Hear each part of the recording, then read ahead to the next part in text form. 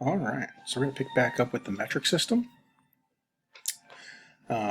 Here in the United States, we typically use the English system. So a mile, a gallon, things of that nature. That's what we're used to. That's what we're familiar with. But in the scientific world, we use the metric system. We like to use the metric system because it's actually an easier way to measure. So when we're looking at measurements for the metric system, the number, and actually not just the metric system, any system, the number is only half of your measurement. For instance, if I said something was 10 long, you'd be like, 10 what? And of course, meters, miles, they all have a different value, centimeters, inches. So numbers without those units are going to be meaningless. So up to this point, we looked at sig figs. I did point out a couple times about not worrying about units. And now we are going to start to worry about units. In fact, when you do a calculation or a measurement, and you're reporting it, whether it be in lab or whether it be a problem or a homework set or something along those lines, it's going to be expected that you have a unit. In fact, without that unit, it's going to be a -1 right off the bat. And so you want to make sure you always have a unit with any final answer you're giving as a calculation or any measurement. Now, again, we use the metric system simply because it's an easier system. And so I'm going to ask you a few questions here just in your own system. So how many people are familiar with how many feet are in a yard? I'm usually surprised that almost everybody in the class knows this one, but there's always one or two who don't. And there are 3 feet in a yard. All right, how many feet are in a mile? And again, if we were live face to face at this point, I was asking to put your hands up. Who knows how many feet are in a mile? We went from about most of the class to just a handful of people typically. And so if you don't know that there's 5,280, you're not alone. The next one usually gives me crickets though. How many feet are in a rod? Or better yet, how many people knew that a rod was a unit of measurement in the English system? Exactly. And that's the point. So the English system, the numbers are really strange. 3 feet in a yard, 5,000 in a mile, 16 point something in a rod, and which is even more interesting. 16 and a half or 16 and a quarter. It's insane. So the English system, the way the numbers are broken down are not very simple at all. In the metric system, we say it's a lot easier because it's a decimal-based system. So everything is base 10. That means converting between different units is always by some power of 10, whether it's 10 to the 1, 10 to the 2, 10 to the 3. So it's either by 10, 100, or 1,000. The metric unit itself has 2 parts. It has the prefix and the base unit. And these are things you already know if you've ever used a centimeter and talked about a centimeter to a meter. So the meter would be the base unit. And then the centimeter, the prefix centi, is telling you it's 1/100th of a meter. And so now you know that it's going to be some prefix that's either going to be divided or multiplied by 10. In the case of centimeter, we're going to divide it by 100. The power of 10 would be -2. So base units, the length is measured in the meter. The mass is a gram. And here I'm just giving you some ideas about how big a gram is. Do not use these as conversion factors. We'll talk about those here soon. In fact, that's the next topic. We'll get into it probably within this session. Time, we use as second. Temperature could be Kelvin or degrees Celsius. Now, this is a little tricky. Both of them are metric units, but there's also another set called the IS system, right? The international system. And so if you're looking at SI units, then it's going to be Kelvin. Okay? For energy, it's going to be the joule, and that's going to also be the SI unit. We can also use calories, and we'll see that when we get into the later chapters. Volume, we're looking at the liter. And finally, the amount of substance would be a mole. Some common prefixes. Kilo is a little case, it's lowercase k. Metric units are case sensitive, so a big K means something different. A little d would be deci. A little c will be centi. A big C will be something different. So again, it's case sensitive, and I'll expect you to be case sensitive when you're writing these out. A millimeter will be 1/1000th. Okay. Now typically if you turn in your textbook to either the front cover or the back cover, you'll get a list of conversion factors there. So you'll have these at your disposal. You don't have to memorize any of these, how many millimeters are in there, all that kind of stuff. Again, just to give you an idea, when we're looking at the metric system, what that conversion rate would be to the US system, to what we're used to. Kilometer is a little bit bigger than half a mile. Now, don't use that number for a calculation. If you come across a question that says, how many kilometers is 12.18 miles? Don't use the 0.6. Get the value out of your textbook, or I'll provide you the value in the question itself. Make sure you're using the correct conversion factors. A centimeter is a little less than half an inch. A millimeter would be the end of the wire. So if you take a wire from a paper clip and kind of fold it out so it's straight, and then you look at the wire head on, that would be the width of about 1 millimeter. Now, conversion factors then. Whenever we want to convert from one unit to the next unit, what we're really doing is just rewriting the number as a multiple of 1. So it's a unique way of writing the number 1. So the first thing we're going to do is look at conversion factors as in what are they?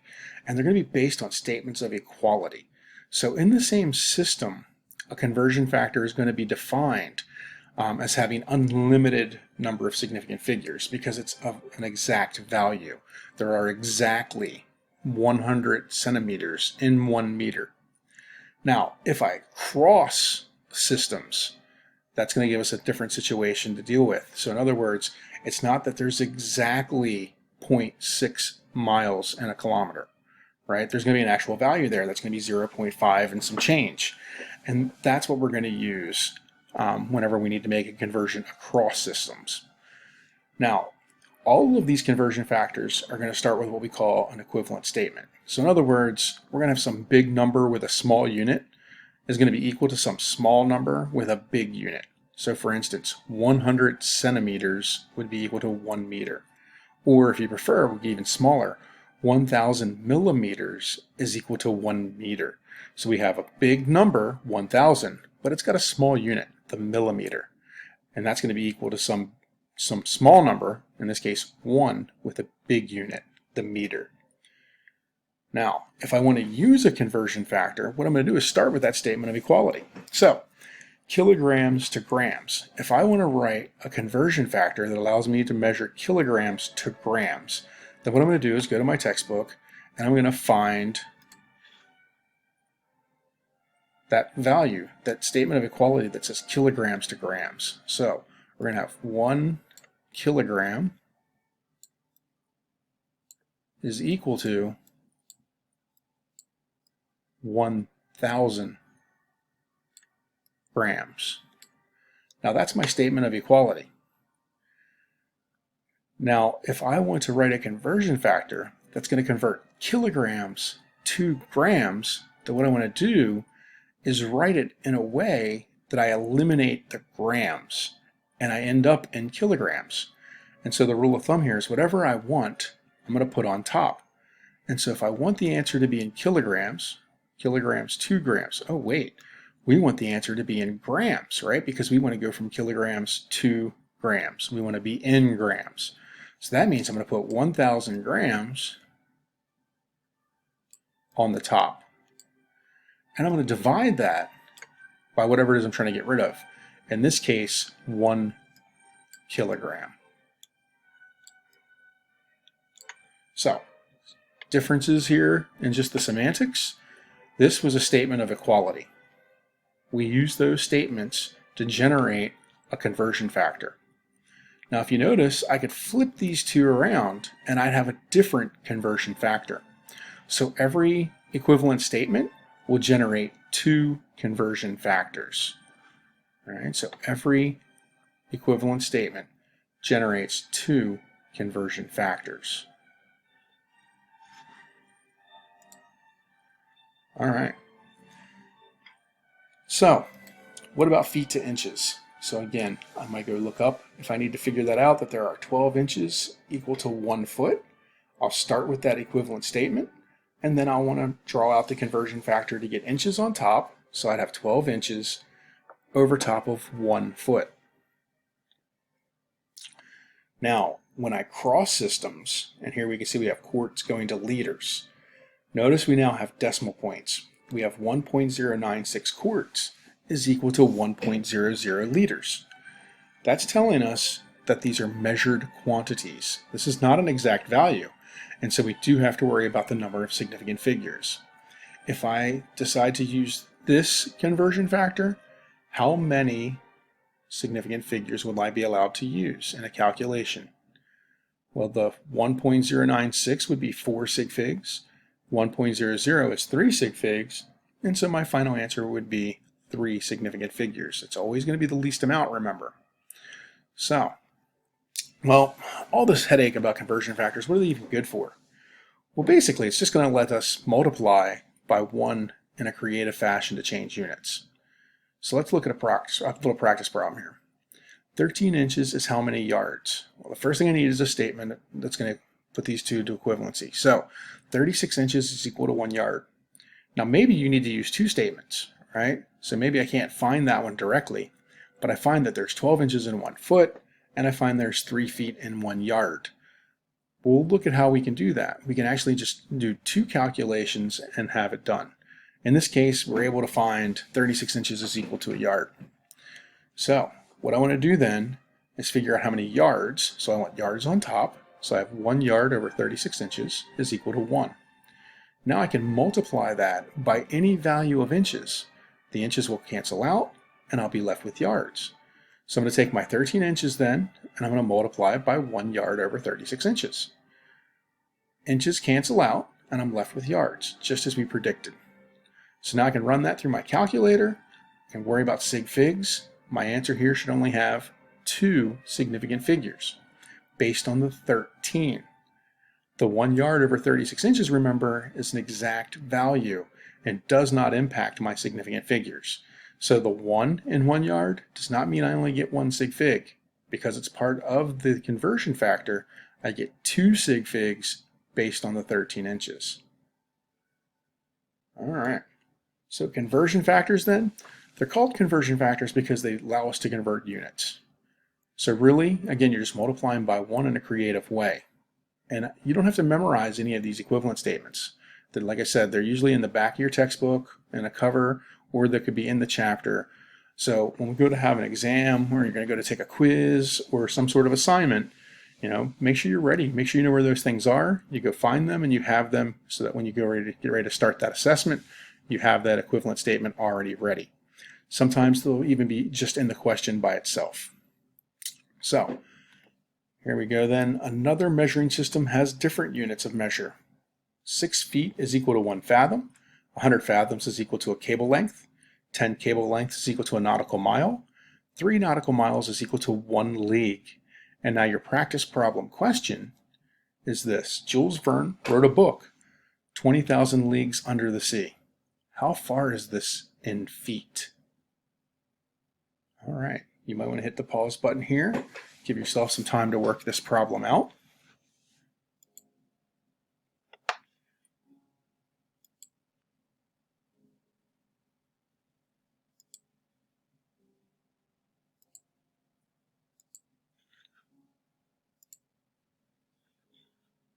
All right, so let's see. 20,000 leagues, so I'll start with 20,000 leagues. Sorry, I'm actually using my mouse to try to write this. And then what I'm going to do is just set up a series of brackets. Again, you can do this one at a time if you want. There's nothing wrong with that.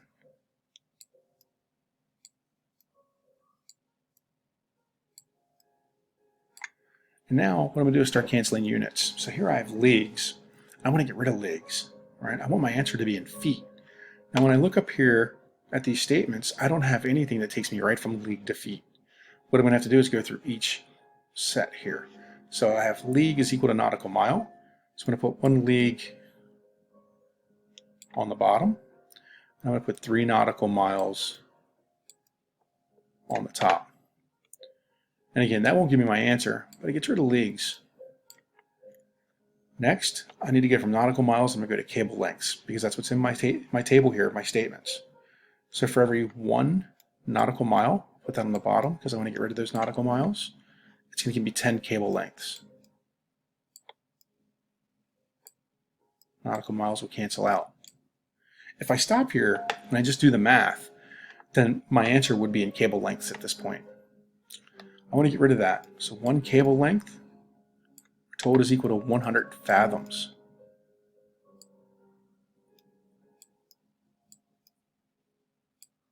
Now my cable length will cancel out, and I'll be in fathoms. And then for every 1 fathom,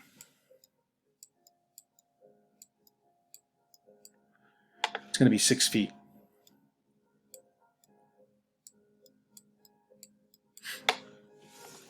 So 20,000 leagues then, how far is that in feet?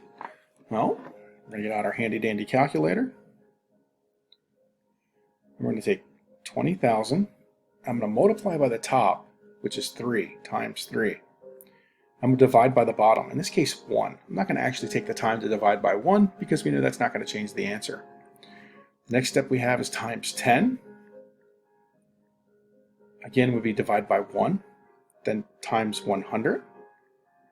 Divide by 1, times 6, divide by 1. So again, I skipped all the divisions by 1, basically multiplying across the tops. Then you'll divide by the bottoms. It doesn't really matter the order you do that in. But again, in this case, we're not dividing by 1 because we know that's just going to give us the same thing. So my calculator answer then is going to be 360 million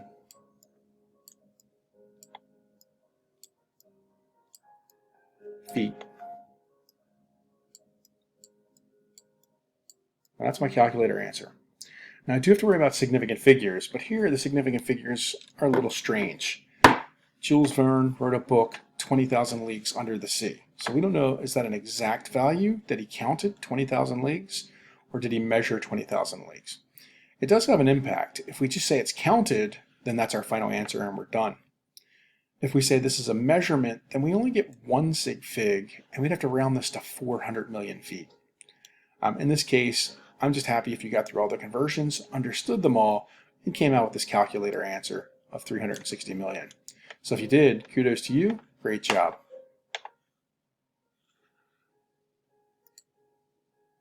All right. So last but not least, we're going to look at which is heavier, which is going to be density. And so we're going to take another break here at the 17-minute mark. And again, I don't want to have you sitting here forever. So if you want to view them all straight, like one after the other, and you end up doing an hour and a half or whatever from this chapter, that's fine. That's up to you. But I want you to be able to take pauses and breaks wherever you want.